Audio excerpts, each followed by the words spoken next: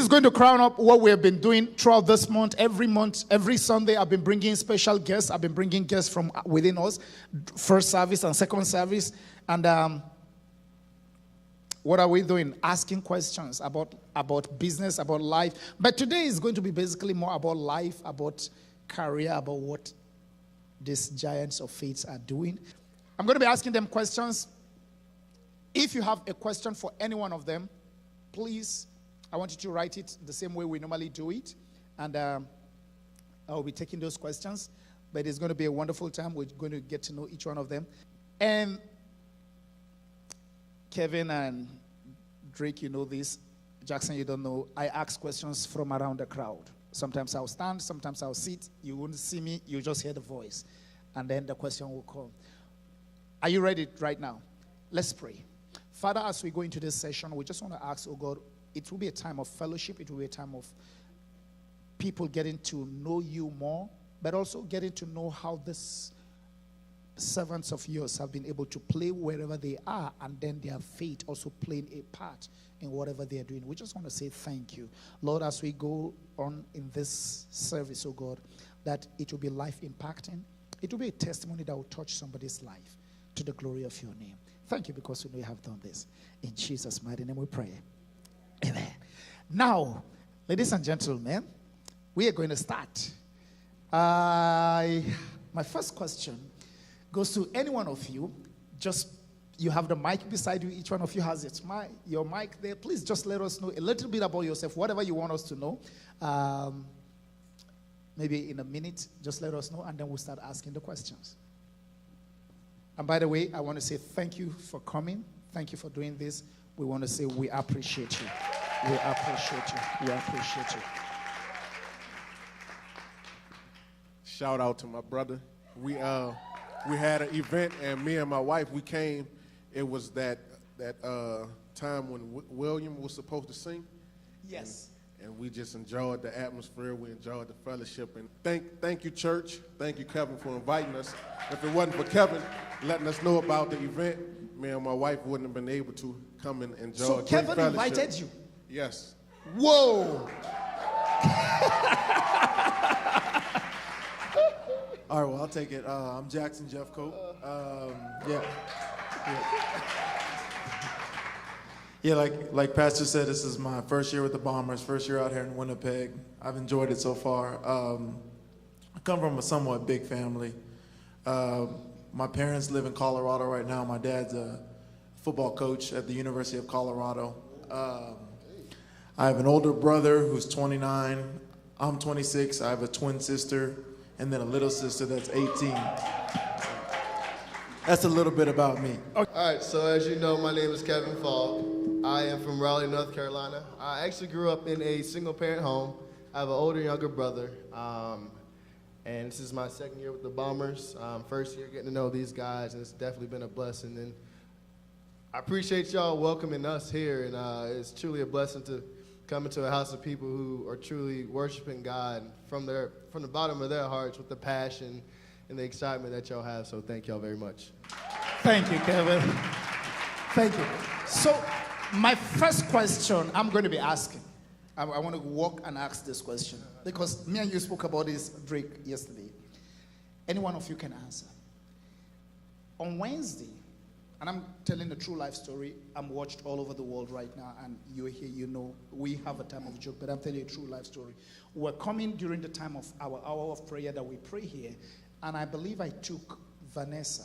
Vanessa, correct me if you're in the house. Then we were driving, then I saw some signs of parking for the Blue Bombers, and I was saying to her on Pembin, I said, what's happening? She said, I think maybe they're playing their game today. And then after prayers, we're going back, then I was listening to CHV, and they say, oh, the Bombers are playing today. So when I got home, I prayed. I said, Lord, the last one against BC, when they played BC, that was painful because I watched that. Okay, I watched it because I saw they had already finished the game at the fourth quarter. And how BC came back, I said, God, please, for the sake of Drake and Kevin, let them win this game. And then I had clearly in my spirit, they're going to win. It's victory. Right then, I sent them a text.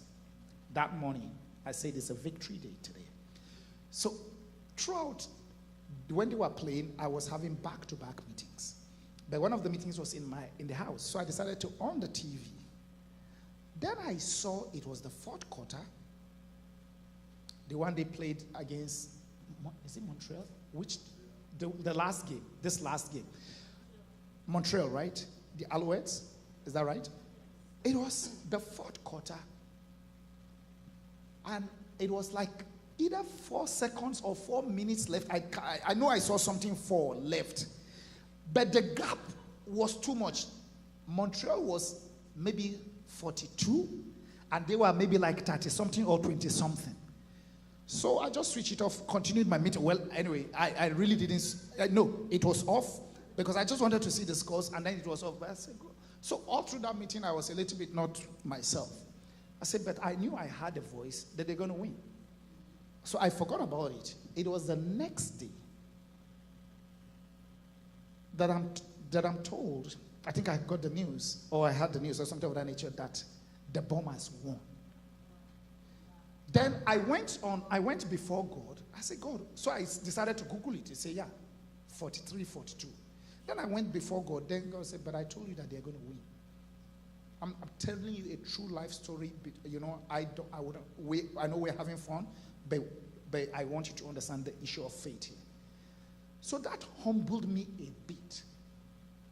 That it is not over until God says it's over. No matter your circumstance in life, even at the dying minute. I'm not a football guy, but I just want any one of you can talk about this. How did that happen? How was that? Because if there's anything more than a miracle, I believe that was it. Please.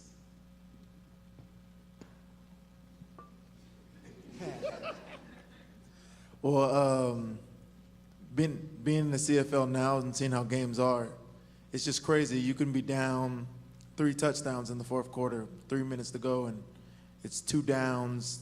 You can get the ball back real quick. It's crazy how that happened. But a lot of us, I don't know how Kevin and Drake felt, but I'm sure they felt similar. Is that we had faith that we could win the game, even when it was down. I had said to a couple of teammates, I was like, we're going to win this game, even when we're down. And we kicked the onside kick, got the ball, and I was like, yeah, we're definitely going to win this game now. I know our offense got it, and they marched down the field and scored and put us up. And that's one thing I've learned about the CFL. You're never really out of a game, no matter what the score is and no matter how much time is left. So it was a great game. I think it was one of the biggest comebacks in CFL history, so it was fun to be a part of that. Come on, let's celebrate that.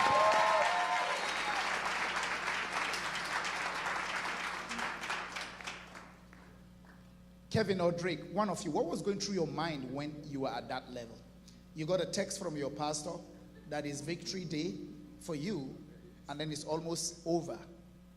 What was going through your mind? Honestly, Jeffcoat said we had the same mindset, but I didn't have that mindset. I love that sincerity. Honestly, it was a crazy feeling. It was, for one, it was one of my first games back to the season because I had been injured, and I guess I'll talk more about that later on. But it was just a very emotional week leading up, and to be a part of that game, it was that much more emotional for me, and so it was crazy.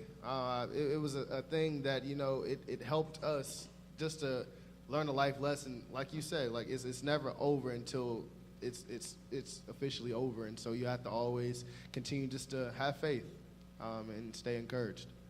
Keep fighting. Hebrews chapter 11, verse 6, without faith it's impossible to please God. And we had the attitude of faith. We never doubted each other. We never doubted even what we seen, because if you look by sight, we would have to score a touchdown, and in less than 33 seconds, we would have to score another touchdown. And I felt like the Father, he honored the attitude of faith. And that's just like in life, when sometimes we may be before the deadline, a bill may be due, something we're expecting a miracle from God. And if we just keep staying strong and stay faith that he's going to see us through, we win every time. So that's what happened, and that was a blessing. Thank you, thank you. I really believe just what you say, and I appreciate each one of you, because that's life. The way you answered it, Drake, I appreciate you talking about even at the dying minute. Jeff, I appreciate you saying that mindset of still we're gonna win. But I appreciate also Kevin from where you're coming from, because we have so many people who go through a situation in life when it's almost over, and you just feel, you know what? It's over. I don't have this faith. But somehow, God sends people who have faith and that's why it's good for you to have the right association, the right network, so that other people's faith can carry you when you're down. The Bible says two are better than one, for when one falls, the other one picks him up. So I really appreciate that, and it's really good for each one of us to be able to know that, look, in life, you really, really need to get someone to connect with. How are you guys able to relate or work together as a team, specifically knowing that not all of you are Christians? Just be yourself. You know, the Father say, come as you are. So it's not a matter of going around carrying a Bible saying, I'm better than you. We all are humans, and we all have our own faults and mistakes and make mistakes. So it's about just showing love to each other. If it's someone who maybe partake in something you're not going to partake into, you can treat them with love, not down them, but if it's a conversation, you can politely walk away. And if it's something that they say and you have the confidence to let them know, like, you can work on your thinking, that's how you continue to sow those seeds. And as you sow those seeds, it will plant and it will create a harvest.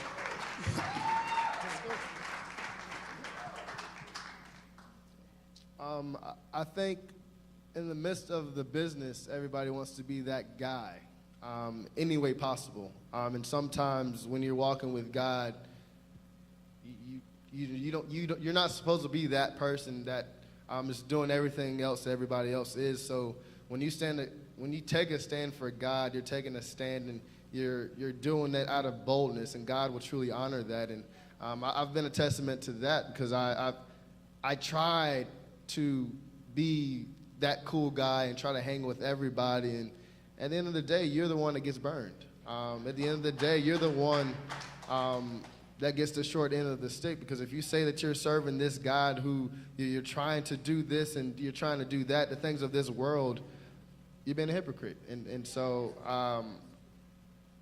it's better to be yourself in the midst of everybody else, so then they can see the real you, to see the imperfect you, and you're not walking trying to be this perfect person. Oh, thank you. Thank you for sharing. Jeff, let me take it down to a different question. This is your first year in Winnipeg? Yes. Your first year in Winnipeg. How do you like the city so far? I enjoyed it. It was a lot of fun. I had a lot of fun with everybody dancing around, getting excited, praising and worshiping. Oh, okay. You're talking about the church. You enjoying the dancing? Yeah. Cool. Of course. Cool. Yeah. But to go on what these two were saying, I want to go back to that. Is that the biggest thing, piggybacking on kind of what Drake said, you got to lead by example. You can't always talk to everybody and talk everybody into being a Christian, talk everybody into believing in Jesus. They can see that Jesus in your walk, in the way you talk, in the way you do things. And I think that's the biggest thing about it. And that's one thing I've learned from Drake and Kevin, just watching them, and I can see that in them.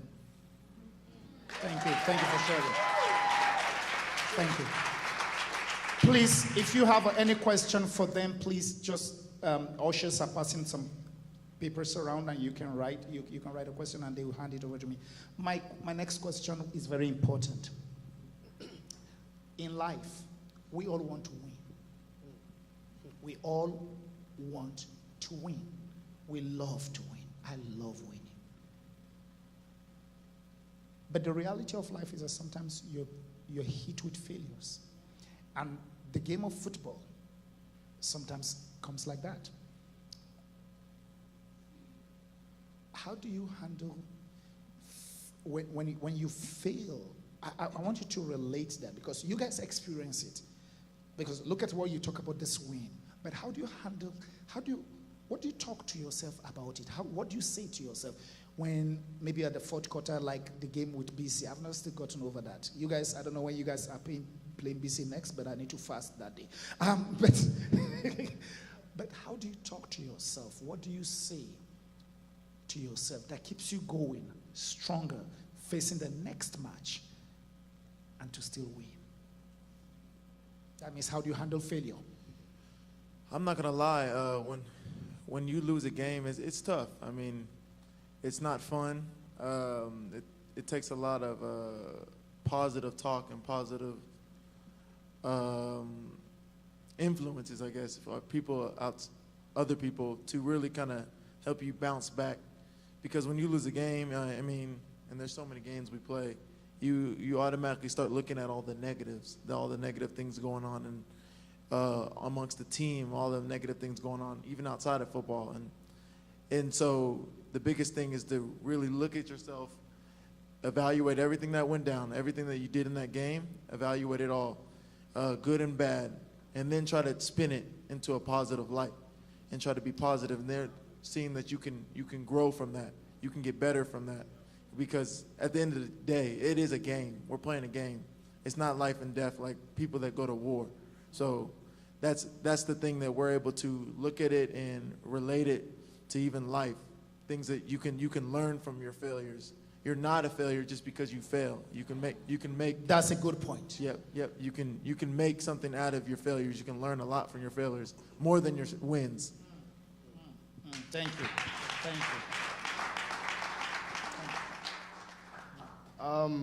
I look at every game in the season as a battle. And until the season's over, I consider the whole season itself as the actual war. And in each battle, you're not going to win every battle. And in each battle, you're going to learn from whatever it is that you did, win or loss, whatever it may be. And you just have to continue just to take those and run with them. Sometimes you're built, you have the confidence when you win, and sometimes you're discouraged after a loss. But at the same time, you have to stay encouraged. You have to stay walking with him and continue just to honor God through the win, through the loss, no matter what, because through each and everything that you go through, you're learning something. You learn through a win, you learn through a loss, you learn through a tie, whatever it may be. But you always have to look for that one thing that you're going to learn and take from in order just to help you with the next week or the next battle, whatever it may be, and just continue just to keep yourself encouraged and know that you're in this as a team. You need your teammates just to continue just to keep going because you're not in it alone. So it's good to have guys like this. Thank you for sharing, man. After a disappointing loss in BC, it was encouraging because we have a great coach. He said, make sure you get together to your teammates and let them know, keep your head up. This doesn't define us. So just like in life, some things we may believe on, but as long as we finish, we will become victorious. You may have something ailing you in your body, and your faith is right now. It's going to be healed this second. But if you give up, you want that room for that miracle, it won't have any. But if you keep staying fully persuaded that the Father and his promises are real and it will come to pass, that healing is going to arrive at the right time. We just have to finish with the mindset of faith, and it's all about finish. Wow. Thank you for sharing that, Drake. My next question to all of you is, you guys are in a football career right now. How did you know? Because a lot of young people sitting here or a lot of young people watching us are not sure what they want to do in life. How did you end up choosing to play football? Especially knowing that football is a very tough game. I mean, with all this body hitting, and that's I don't understand that. We're going to talk about the game a little bit later. You guys may explain some things to some of us to know how it is. But how did you choose this game? because it's a career. You guys are building something for this season. Talk to us about that, the journey. For me, I played football probably when I was like 6 or 7. And after that year, I hated it, and I didn't play again. And it was weird because at that time, I'm a kid. I don't really know what the sport is. I'm just doing something active. And I get to 8th grade, and I come back around, and I have the desire to play. And I go out for the team. I make it, and I play well. And then from there, I guess I had a better team behind me who were trying to encourage me. I had my mother and I had my brother back in the day when I played for that first year, but they didn't give me the same true encouragement to keep going that first year I played. But when I played my 8th grade year, they got behind me. They were there for me, and that made me to keep going for them. That helped me just to stay encouraged, because in this life, it's already hard doing it alone, but when you have that encouragement from your family and from your friends and from the people around you and with the circle that you're walking with, it just keeps you that much more encouraged just to continue just to take those steps. So that's for me. Thank you for sharing. So one thing I'm picking for you is the fact that you have your parents behind you. So that's affirmation meant so much for you to be able to move on in this journey. And it's so important for us in life that when you see people doing something, just be there for them. Just saying hello, just saying, I've got your back, just giving a word may keep them going, maybe the engine that fuels them for the next dimension. Jeff or Drake? Oh, well, I'll tell you some background about me. Growing up, my dad played in the NFL. He played for the Dallas Cowboys for 12 years. Wow. And so I grew up watching him play. And at a young age, I wanted to play football. But my dad didn't want me to play. He didn't want me to play until I was in high school. So I played basketball growing up, basketball, baseball. I thought I was going to go to the NBA, play Major League Baseball, something like that. And I got around 6th grade, and all of my friends wanted me to play football. They wanted me to play, but my dad had told me I couldn't play until high school. So I went to my mom, begged her to tell my dad to let me play in 6th grade. And the only condition they would let me play is if my older brother said it was okay, because they didn't let him play until he got up to high school, and he was fine with it. So I ended up playing football, loved it. But still, basketball was my love, so I'm still thinking I'm going to go play basketball there.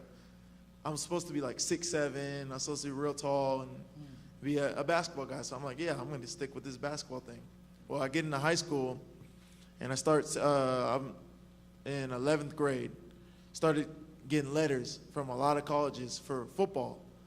And I started thinking, oh, maybe this football thing will work out. I can go to college for free, get my education for free, and so I really started to go more towards football and start loving football and finding that passion for football. But earlier on, I wanted to play basketball, so you never know what your path will be. I mean, the biggest thing I did was pray about it. I had made sure I prayed about it, got with my parents, talked about it, got information from them, and tried to figure out what they thought would be best for me, and then felt like for my body type and the person I am, I thought football would be best for me, because I'm a defensive player. I like to hit. I like to be aggressive. So, I mean, it worked out well for me. Sometimes you can get your anger out on the football field if need be.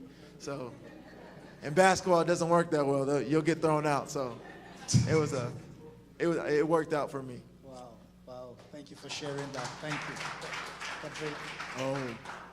One of my gifts in the body is sports. So I use football as my platform in ministry.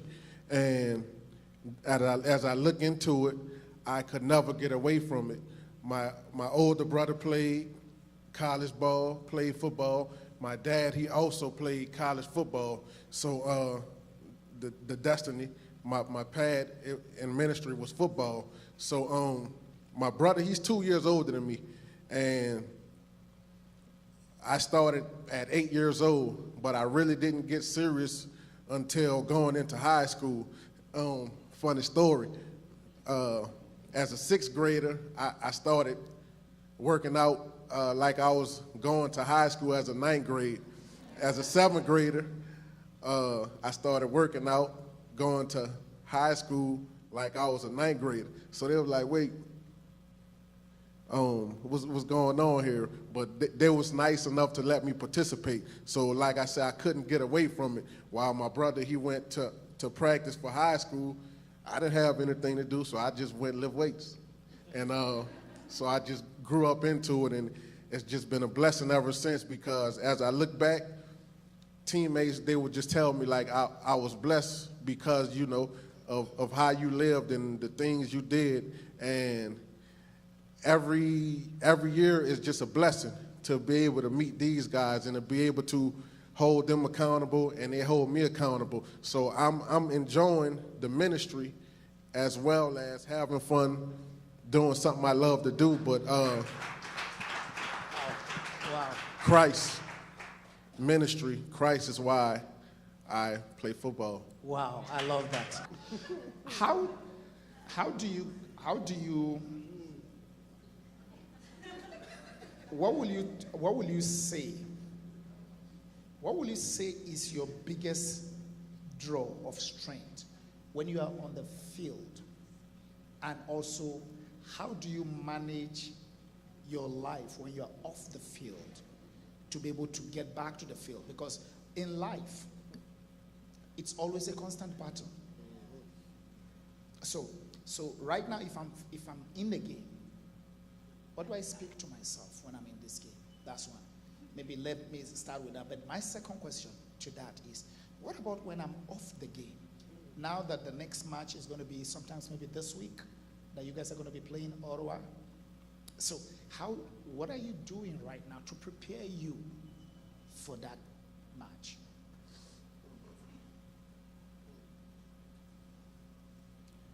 Well, our coach, the D-line coach, he sends us in, he makes cut-ups on our iPad. We can get an iPad and look at these different videos of different players on Ottawa. So even like starting today, we have practice tomorrow. Today I'll go and look at the film on my iPad and see all the offensive line that we'll be going against in the game on Friday. So, I mean, that's one way we start. We start with watching film. I mean, not just, it starts with your mental. You got to have your mind right and ready to play. Also, when we get in tomorrow in the morning, go in, we stretch out, roll out, even before we get in there and go to film.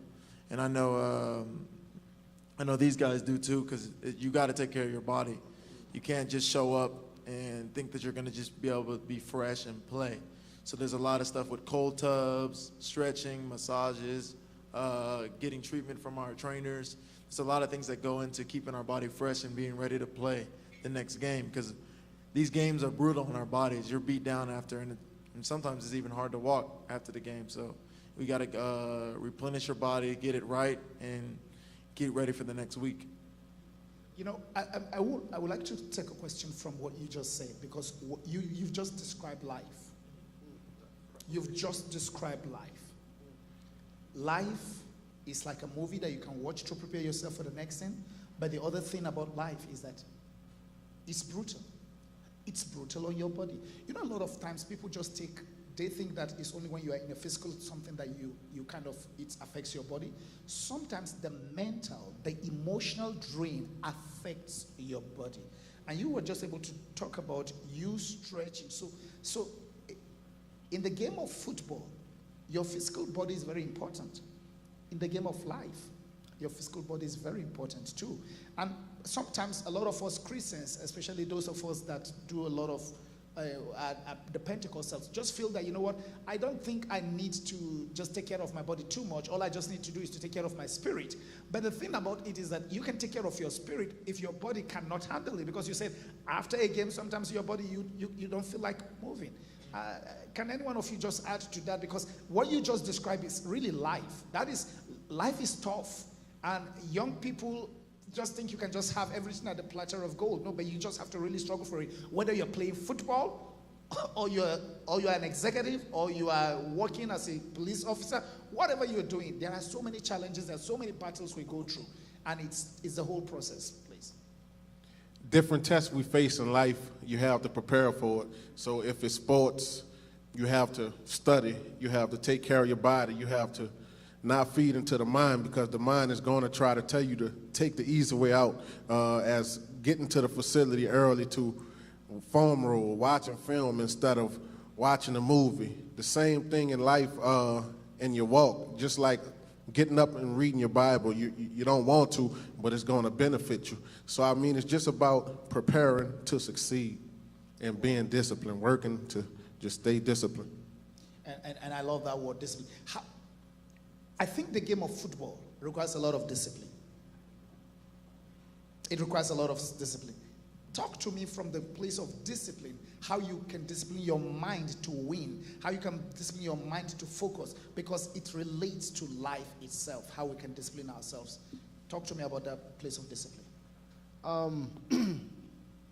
Mind is like one of the strongest things in the world that can be our biggest enemy, honestly. I think for me, I've had a different approach this year. I came in injured.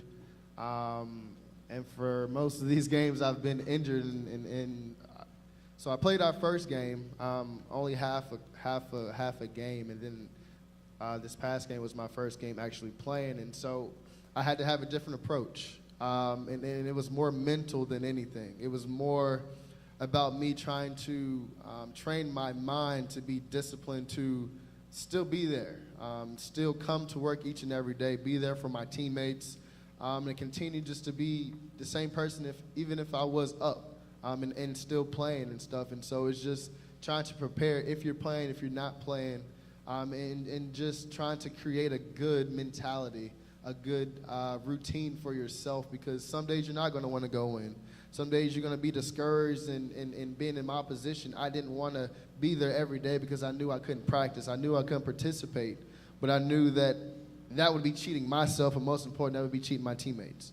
So you have to take yourself out of the situation and think about the whole picture. And being on the team, you have to think about the team first, and trying to do what you can just to either be that coach, to be that encourager, to be the player, whatever it is that you need to be, and continue just to do your part, honestly. You have to train yourself for that. Wow, thank you for sharing. Yes. I have some things to say about Jeffcoat. He after practice he work on rushing the passer. Every day after practice he spends about 5, 10, 15 minutes every day. So in life, if you want something great, you have to put the time in, because things is just not going to automatically happen. You have to put the time in. If you want a greater anointing, you have to get in the word more. Just everything, whatever you're chasing, it takes putting the time in, and that's hard to do on a consistent basis. Thank you. That's true. And That's true. it will pay out. Let me go to Kevin. You said this was your first match. You've been injured for a while, right? Yes, sir. So, were you still showing up for practice? Yes, sir. Every day. Even though you were injured? Yes, sir. Okay. This is interesting, because in life, a lot of us, especially we Christians, we feel that just because I'm injured, just because things don't work the way I want them to, just because God did not answer this prayer, just because somebody hurt me, just because, like, we go through so many injuries, and then people just say, I'm going to quit. I'm not going to show up in church. I'm not going to show up to work. I'm not going to do this. But yet, in the game of football, even though you couldn't play, yet you still showed up. I hope people get a sense of this, that don't just fold your arms when you feel hurt. Just show up at the game. You being present is even an encouragement to somebody. You smiling is an encouragement to somebody. You there just trying to just say, hey, cheering them on is an encouragement to somebody. And even though you are hurting, but you are helping someone from the place of your hurt. Do you know that, I almost want to preach a message out of this, but I won't, because I don't want to keep myself. Do you know that every one of us, let me be very honest with you, church, everybody sitting here right now is going through one pain or another, one hurt or another, something that has not yet been answered, a prayer that has not yet been answered, and expectations that have not yet been met. But what is it that keeps us going is the ability for me to sit beside my brother here. What's your name, sir? Tinashe. Tinashe? Yeah. Tinashe. Tinashe, where are you from? Zimbabwe. Zimbabwe. Oh, good. Wow, Zimbabwe is really getting big in this church. Amen. Tinashe, it's for me to be able to sit down beside you. I may be going through a place of pain, but the fact that I showed up in church, the fact that I'm here, while I encourage you, I may be getting my help from God. I think it's a great lesson for us to learn in life. A lot of Christians just want to throw in the towel, don't know what to do anything again. Well, somebody hurt me. Somebody hurt you, but you have to pay the bills. You have to go back to that job. They don't like me.